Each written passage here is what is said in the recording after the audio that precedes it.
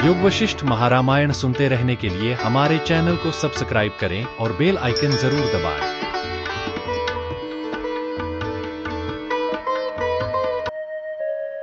निर्वाण प्रकरण सर्ग 86। कुंभ से कुंभ की उत्पत्ति, वृद्धि, ब्रह्मा के साथ उसका समागम, तदंतर उसकी सर्वज्ञता आदि का वर्णन। चुड़ाला ने कहा, हे राजन, मैंने प्रलय पर्यंत सब वस्तुओं में रहने वाले जिस स्वभाव का वर्णन किया है तथा माया सबल आत्मा के जिस स्वभाव की श्रुतियों में प्रसिद्धि है, उस स्वभाव के अंश से यह असीम जगत उत्पन्न हुआ है।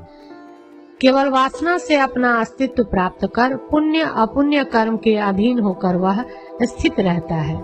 हे मुने, अनेक तरह की ये जो वासनाएं हैं, उनका विनाश कर देने से प्राणी धर्म या अधर्म के फंदे में नहीं फंसता और उससे वह इस संसार में उत्पन्न नहीं होता।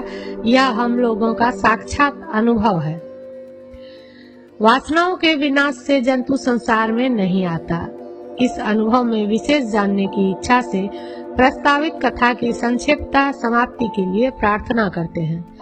राजा सिखिध्वज ने कहा, हे बड़े बड़े वाग्मियों में श्रेष्ठ, आप जो वचन कहते हैं वह अत्यंत उदार भाव से भरा, अर्थ रखने वाला, गूढ़, अनुभव पर तत्क्षण चढ़ जाने वाला और पारमार्थिक होता है।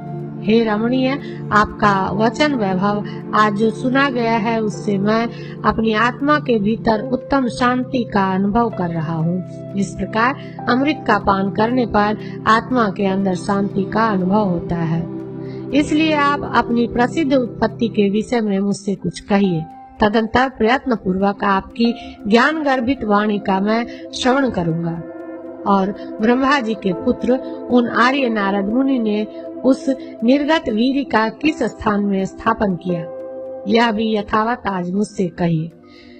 चुड़ाला ने कहा, हे मुने, तदंतर अपने मन रूपी उन्मत्त हाथी को विशुद्ध बुद्धि रूपी सुदृढ़ चर्म रज्जु से विशाल विवेक रूपी आलान में बांध रहे उन नारद जी ने उस द्रवीभूत वीर को, जो कल्प काल की अग्नि से गलित हुए चंद्र के द्रव के सदृश और पारद सुवर्ण आदि शंभु के दिव्य वीर के सदृश था, पास में पड़े हुए कांतिमान अद्भुत स्फटिक कुंभ में उस प्रकार स्थापित किया जिस प्रकार चंद्र में दूसरा चंद्र स्थापित किया जाता है। उस विशाल कमनीय मेरु पर्वत पर पड़ा हुआ वह कुंभ कक्ष के अधो भागों में चारों ओर विपुल गंभीर पेट वाला, सुदृढ़ तथा पत्थर पर टक्कर लग जाने पर भी न टूटने वाला था। नारद मुनि ने उस कुंभ को संकल्प जनित उस क्षीर रूप वीर्य से उस प्रकार भर दिया जिस प्रकार आपने संकल्प से रचित पृथक अमृत प्रवाह से ब्रह्मा जी ने ब्रह्मलोक के अमृत सागर को भर दिया था। कुछ ही दिनों में उस घट में स्थित हवन आदि क्रियाओं में नारद मुनि को मंद कर देने वाला वह शुभ गर्भ अमृत सागर में चंद्रमा के प्रतिबिंब के सदृश बढ़ने लगा। समय पाकर उस घट ने कमल पत्र के सदृश नेत्र वाले गर्भ का उस प्रकार प्रसव किया जिस प्रकार पूर्ण मास परिपूर्ण चंद्रमा का और वसंत कुसुमों का प्रसव करती है। कुंभ से वह गर्भ समस्त अंगों से परिपूर्ण होकर उस प्रकार निकला जिस प्रकार घटादि परिचिन्न क्षीर सागर से क्षय वर्जित दूसरा चंद्रमा। वह कुछ ही दिनों में शुक्ल पक्ष में चंद्रमा की नाई बढ़ गया। उसके अंग प्रत्यंग में ऐसा सौंदर्य निखर रहा था जिसका निरूपण नहीं हो सकता। जब उसके सभी जात कर्म आदि संस्कार हो चुके, तब उन नारद जी ने उस बालक में विद्या रूपी धन उस प्रकार उछाल दिया जिस प्रकार एक पात्र से दूसरे पात्र में धन। थोड़े ही दिनों में उसने यावत विद्या स्थानों का भली भांति ज्ञान कर लिया। थोड़े में मुनि श्रेष्ठ नारद जी ने उस बालक को ठीक अपने प्रतिबिंब के समान बना डाला। पुत्र रूपी दूसरे मुनि के साथ मुनि नायक नारद जी उस प्रकार सुशोभित होने लगे जिस प्रकार स्फटिक पर्वत में पड़े हुए प्रतिबिंब के साथ संध्या काल के पूर्ण चंद्र सुशोभित होते हैं। अनंतर वे नारद जी अपने पुत्र को लेकर ब्रह्मलोक में गए और अपने पिता ब्रह्मा जी को उससे अभिवादन कराया। अभिवादन कर चुके पौत्र को ब्रह्मा जी ने लेकर उससे सब वेदादि शास्त्रों के विषय में परीक्षार्थ प्रश्न पूछे। उनका समुचित उत्तर सुनकर उसे अपने गोद में स्वयं बैठा लिया।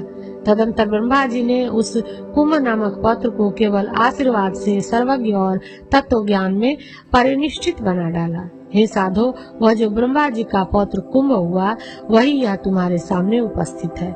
मैं ही नारद जी का पुत्र कुंभ नाम का हूँ और कुंभ से उत्पन्न हुआ हूँ। साधो, मैं ब्रह्मलोक में पिताजी के साथ सब सुखों से पूर्ण होकर रहता हूँ। क्रीड़ा के समय विलास कर रहे 4 वेद मेरे मित्र हैं। मेरी मौसी गायत्री है, मेरी माँ सरस्वती है। मेरा घर ब्रह्मलोक में है। वही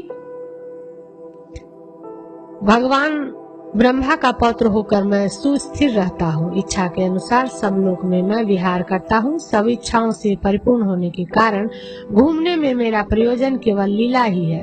किसी कार्य विशेष से मैं विहार नहीं करता। जब मैं भूलोक में विचरण करता हूँ तब मेरे पैर भूमि में नहीं लगते, अंग धूलिकणों का स्पर्श नहीं करते और मेरा शरीर कभी ग्लानि नहीं करता। हे प्रिय, आज मैं जब आकाश मार्ग से जा रहा था तब मैंने आपको सामने देखा, इसलिए यहाँ मैं आ गया और आपसे पूर्व का सब वृत्तांत कहा। अब अपनी युक्ति का उपसंहार करते हैं। वनवास के गुणों को तथा उसके फल चित्त शुद्धि को जानने वाले हे महात्मन, आपने जो कुछ पूछा उन सब का ही मैंने अनुभव के अनुसार आपसे वर्णन किया। हे भाग्यशालीन, उत्तम आर्यजनों के प्रश्न करने पर सत्पुरुष संभाषण करते ही हैं, क्योंकि वे आर्यजनों के साथ प्रश्न और उत्तर करने के व्यवहार में बड़े ही पटु होते हैं। वाल्मीकि जी ने कहा, भद्र, तदंतर वशिष्ठ मुनि जी के ऐसा कहने पर दिवस बीत गया। सूर्य भगवान अस्ताचल की ओर चले गए। वशिष्ठ मुनि को नमस्कार कर सायंकाल की विधि के लिए सभा स्नानार्थ चली गई और रात बीत जाने पर सूर्य की किरणों के साथ साथ ही सभा मंडप में फिर आ गई।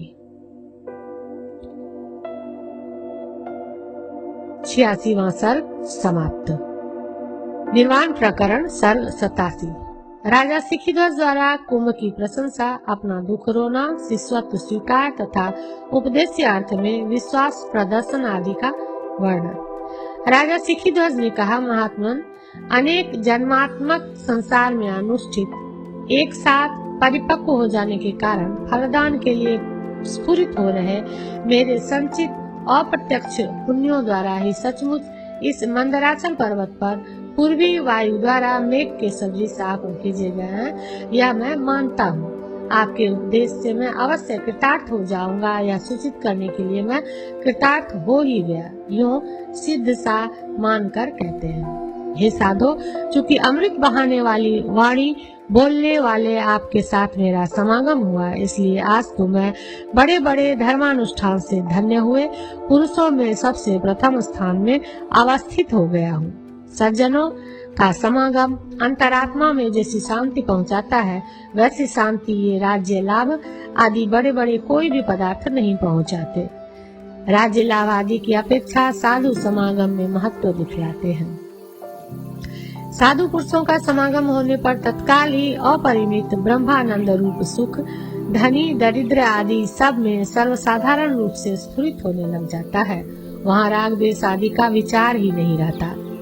राज्य लाभ आदि तो तुच्छ सुख प्रदान करता है, यहाँ अपरिमित आनंद की न संभावना है और न सर्वसाधारण को सुलभ ही है। महाराज वशिष्ठ जी ने कहा, श्री राम जी, सिखिध्वज यूं कह ही रहे थे कि बीच में ही उस राजा के वाक्य को रोककर नारद मुनि के बच्चे के रूप में विद्यमान चुड़ाला बोलने लगी। चुड़ाला ने कहा, साधो, अब मेरी प्रशंसार्थ जो कुछ वचन आप कह रहे हैं उसे रहने दीजिए। आपने जो कुछ पूछा उसका मैंने वर्णन किया।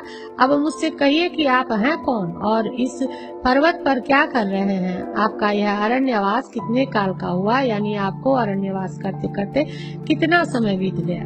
वनवास कर कौन कार्य सिद्ध करना चाहते हैं, यह सत्य सत्य सत्य कहिए, छिपाइए मत, क्योंकि तपस्वी लोग असत्य बोलना नहीं जानते। राजा शिखीध्वज ने कहा, मुनिवर आप देवपुत्र हैं, सभी कुछ ठीक ठीक जानते हैं, लोक वृत्तांत और परमार्थ वृत्तांत भी जानते हैं, फिर भी आपके जानने योग्य और दूसरी कौन सी वस्तु कहूँ?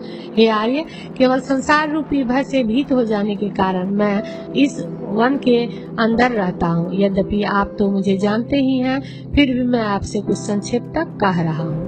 मैं शिखीध्वज नामक राजा हूँ, राज्य छोड़कर यहाँ पर वास करके तप कर रहा हूँ। हे तत्वज्ञ, मैं संसार में पुनर्जन्म से अत्यंत डर गया हूँ। पहले सुख फिर दुख, पहले मरण फिर जन्म, या फिर उत्पन्न हुआ ही करता है। इसलिए हे तत्वज्ञ, संसार से संतप्त होकर इन वन वीथियों में तप कर रहा हूँ। चारों ओर दिशाओं में घूम भी रहा हूँ, कठोर तप भी कर रहा हूँ, फिर भी जैसे निर्धन निधि प्राप्त नहीं करता, वैसे ही मैं असल शांति प्राप्त नहीं कर रहा हूँ। यद्यपि यहाँ पर मेरा प्रयत्न कुंठित हो गया है, मैंने कोई फल भी प्राप्त नहीं किया, मैं असहाय भी हूँ, राज्य काल की साधु संगति आदि से वंचित भी हो गया हूँ, फिर भी इस वन में घुन से छीन वृक्ष की नाई सूख रहा हूँ। उपवास, देवता और अतिथि की पूजा आदि रूप यह नियत क्रिया ठीक ठीक रूप से करते करते भी एक दुख से दूसरे अनेक दुखों की ओर जा रहा हूँ।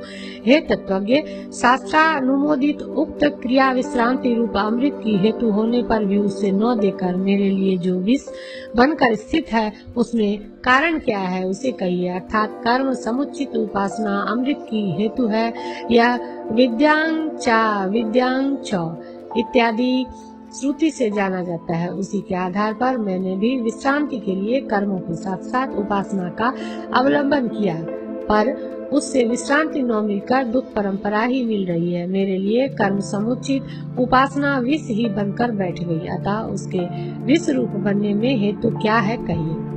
कर्म समुचित उपासना से मुक्ति होती है, यह जो राजा को भ्रम हो गया है, वह जब तक निवृत्त नहीं किया जाता तब तक आत्मा का उपदेश देने पर भी आत्मा जानेगा नहीं। इसलिए भ्रम निवारणार्थ अपने को जिस क्रम का पितामह ने उपदेश दिया था उसका श्रवण कराते हैं।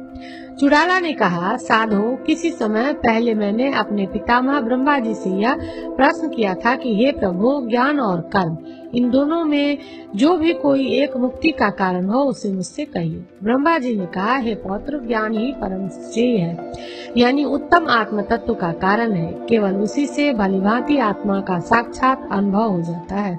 श्रुतियों में जो क्रियाओं का उल्लेख किया गया है वह तो काल या अपनार्थ विनोद मात्र के लिए ही है। तात्पर्य यह है कि स्वर्ग आदि सुख भोग रूप विनोद के लिए यद्यपि क्रियाएं प्रवृत्त होती है, तथापि परिणाम में स्वर्ग भोग के विरस होने के कारण वह मुख्य पुरुषार्थ नहीं हो सकता।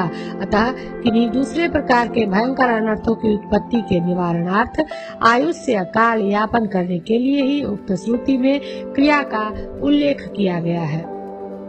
इसलिए विद्यांग च इत्यादि श्रुति ज्ञान के अधिकारी जनों के लिए ही प्रवृत्त है। उस श्रुति में अविद्या मृत्यु तीर्थवा विद्यामृत मत्स्युनुते, यह जो मृत्यु तरन तथा अमृत तत्व कहा गया है उसका अभिप्राय स्वाभाविक दुष्चेष्टा निवृत्ति में तथा आपेक्षिक अमृत तत्व में है। इस आशय से कहते हैं पौत्र भी पुत्र रूप होता है। इस अभिप्राय से ब्रह्मा जी कहते हैं, हे पुत्र कुंभ, जिन जीवों को ज्ञान रूपा दृष्टि प्राप्त नहीं हुई है उन लोगों के लिए क्रिया ही सबसे बढ़ चढ़ कर अवलंबन है। जिसके पास में पट्टंबर नहीं रहता, क्या वह साधारण कंबल कहीं छोड़ सकता है? तत्वज्ञानी भी वर्णाश्रम क्रमानुसार कर्म कलाप करते देखे जाते हैं, फिर आप कैसे कहते हैं कि कर्म कलाप अज्ञानियों के लिए सबसे बढ़ चढ़ कर सरल है? हाँ, ज्ञानी कर्म करता है परंतु उसकी क्रियाएं निष्फल हैं, यानी जन्म मरण आदि के चक्कर में उसे नहीं डालती, क्योंकि उसकी समस्त वासनाएं नष्ट हो चुकी हैं, और जो अज्ञानी है उसके सभी कर्म सफल हैं, यानी जन्म मरण आदि के चक्कर में उसे डालते ही हैं, क्योंकि कर्मों की सफलता में प्रयोजक वासनाएं उसमें बनी हुई है। क्या तब ज्ञानी की अशुभ क्रियाएं भी वैसी ही है? यो कहते हैं सभी क्रियाएं चाहे वे शुभ हो या अशुभ वासना के अभाव में निष्फल ही हो जाती है। फलदान में तत्पर भी अशुभ क्रियाएं एकमात्र बाधिता अनुवृत्ति से सिंचन के अभाव से सफल शुष्क लता के सदृश शुष्क ही है। तात्पर्य यह निकला कि जिस ज्ञानी में प्रारब्ध फलक भी क्रियाएं बाध्यता निवृत्ति के कारण सफल शुष्क लता के सदृश रहती है, उस ज्ञानी में अनारब्ध फलक क्रियाएं शुष्क रहती है। इसमें तो कहना ही क्या है। जहाँ बड़े बड़े वृक्ष दग्ध हो जाते हैं, वहाँ साधारण तृण के विषय में तो कहना ही क्या है। जिस प्रकार दूसरी ऋतु में पहले की ऋतु में होने वाले निहार आदि विलीन हो जाते हैं, उसी प्रकार वासना का विनाश हो जाने पर सभी क्रियाओं के फल विलीन हो जाते हैं। वासना से सुनी क्रिया क्यों फल पैदा नहीं करती, इस प्रश्न पर काशलता के सदृश स्वभाव से ही यूं उत्तर देते हैं। हे पुत्र, जैसे काश की लता स्वभाव से ही कोई फल नहीं देती, वैसे ही वासना शून्य क्रिया स्वभाव से ही कोई फल नहीं देती। सुख दुख के भोग के लिए मैं योग्य हूँ, इस प्रकार की वासना ही बाल भ्रांति में हेतु, यक्ष वासना के सदृश तत्त सुख आदि में कारण है, यूं कहते हैं। जब बालक यक्ष की वासना से युक्त रहता है तभी यक्ष को देखता है, अन्यथा नहीं। बस इसी रीति से जब पुरुष दुख आदि की वासना से युक्त रहता है तभी दुख आदि का अनुभव करता है, अन्यथा नहीं। उन्नत और आकार प्रकार से धवल भले ही शुभाशुभ क्रिया हो, परंतु आत्मज्ञानी को वह ऐसे फल नहीं देती जैसे विकसित धवल सरलता फल नहीं देती। आगे दशा में अर्थ क्रिया में समर्थ सत्यभूत वासना का ज्ञान से बाध कैसे होगा, इस पर कहते हैं। ये साधो, अज्ञान दशा में भी वासना वास्तव में नहीं रहती, परंतु मूर्खता के कारण अहंकार आदि का रूप धारण कर असत्य रूप से ऐसे उदित हुई है जैसे मरुभूमि में असत्य रूप से जल। पहले की वासना का नाश होने पर भी ज्ञान की उत्पत्ति के समय उत्पन्न हुई वासना तो क्रिया रूप फल का प्रसव करेगी ही, इस पर कहते हैं। सब कुछ ब्रह्म रूपी ही है, इस भावना से जिसकी अज्ञान रूपिणी मूर्खता विनाश को प्राप्त हो गई, उसको वासना ऐसे उत्पन्न नहीं होती जैसे मरुभूमि के स्वरूप को जानने वाले प्राज्ञ पुरुष को मरुभूमि में जल सागर की भ्रांति नहीं होती। अपने अंदर एकमात्र वासना का त्याग कर देने से ही जरा और मरण से रहित तथा पुनर्जन्म से रहित परमार्थ वस्तु रूप जीव बन जाता है। पितामह की युक्ति का उपसंहार करते हैं। वासना युक्त मन ज्ञेय है और वासना शून्य मन ज्ञान है, यह जानना चाहिए। जब ज्ञान द्वारा ज्ञातव्य ब्रह्म वस्तु प्राप्त हो जाती है तब जीव दूसरी बार जन्म धारण नहीं करता। चूड़ाला ने कहा, हे राजर्षि, प्रसिद्ध बड़े बड़े ब्रह्मा आदि भी जब ज्ञान ही परम मोक्ष का साधन होने से कल्याण रूप है या निसंदिग्ध कहते हैं, तब आप ज्ञान छोड़कर तप ही मोक्ष का हेतु है यूं निश्चय कर क्यों अवस्थित है। विवेक शून्य बहिर्मुख जो पुरुष है उसके लिए दंड कमंडलू आदि साधारण वस्तुएं भी ममता उत्पन्न कर पर्याप्त अनर्थ फल दे सकती है। हे महीपते, यहाँ दंड है या कमंडलू है, यहाँ आसन है इत्यादि विचार से अनर्थों से पूर्ण इस संसार में क्यों भ्रांत हो रहे हो। यदि तपस्या अनर्थ और हे है तो किसका अवलंबन करना चाहिए।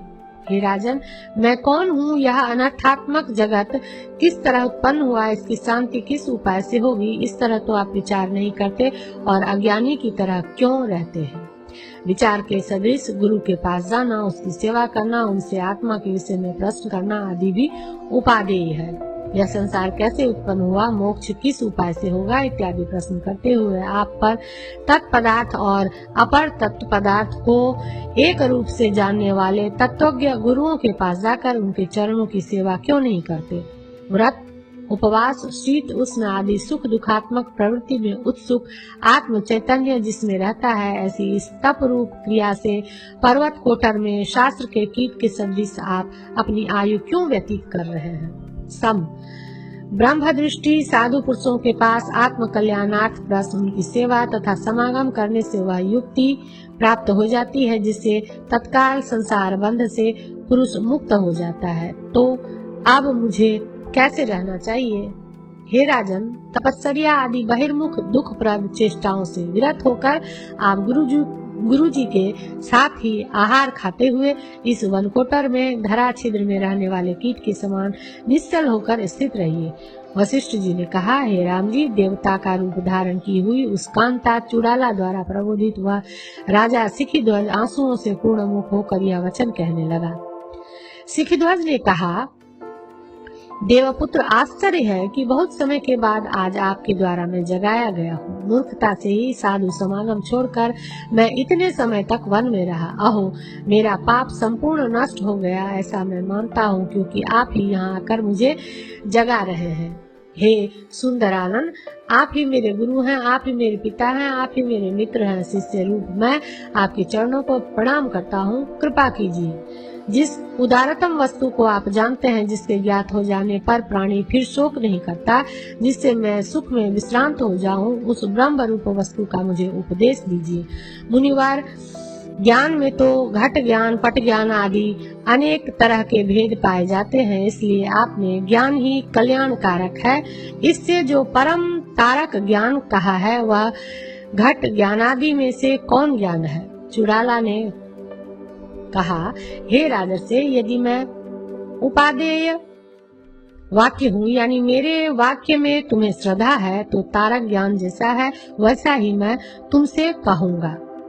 यदि मेरे वाक्य में तुम्हें श्रद्धा नहीं है तो मैं नहीं कहूँगा, क्योंकि श्रद्धा शून्य जनों के सामने कहा गया उत्तम वाक्य भी ठूठ के सामने कहे गए कौवे के शब्द के समान निरर्थक एवं निंदनीय होता है। अतः तुम्हें पहले श्रद्धालु हो जाना चाहिए। जिसके वाक्य में श्रोता को श्रद्धा नहीं रहती, ऐसे लीलावश से पूछे गए वक्ता के वाक्य उस प्रकार निष्फल हो जाते हैं, जिस प्रकार अंधकार में इंद्रियों के संबंध निष्फल हो जाते हैं। राजा सिखिध्वज ने कहा, हे मुने, जिस तरह श्रुति की स्वर्ग कामो यजेत इत्यादि निर्दोष प्रामाण्य से निश्चित विधि शिष्ट पुरुषों द्वारा निसंदेह गृहीत की जाती है, उसी तरह आप जो कुछ भी कहेंगे उसे मैं तत्काल ही ग्रहण कर लूंगा। यह मेरा वाक्य आप सत्य ही जानिए। चुड़ाला ने कहा, राजन, जैसे बालक हेतुओं से उपपत्ति सुनिए अपने पिता के वचनों को प्रमाण बुद्धि से ग्रहण करता है, वैसे ही आप मेरे इन वचनों को ग्रहण कीजिए। राजन, सुनने के बाद इसमें मेरा हित ही है, इस प्रकार की बुद्धि पूर्वक भावना करते हुए आप तर्कवाद का परित्याग कर मधुर गीत की नाई मेरे इन वचनों को प्रीति से सुनिए और उनको प्रामाण्य बुद्धि से ग्रहण कीजिए। देहादि में अभिमान का त्याग कराने के लिए तथा दुखों का निदान दिखलाने के लिए मणिकांच के उपाख्यान तथा हस्तिपक के आख्यान का श्रवण कराने के लिए चुड़ाला अवतरण बांधती है। राजन, मैं एक ऐसा मनोहर कथाक्रम कहता हूँ जो आपके चरित्र के सदृश है। मंदमतियों की भी चिरकाल के बाद विचारोदय द्वारा उदय को प्राप्त कर रही बुद्धि को बोध देने वाला है तथा महामतियों को तो शीघ्र ही संसार के भय से पार कर देने वाला है। आप उसे सुनिए। 87वां सर्ग समाप्त।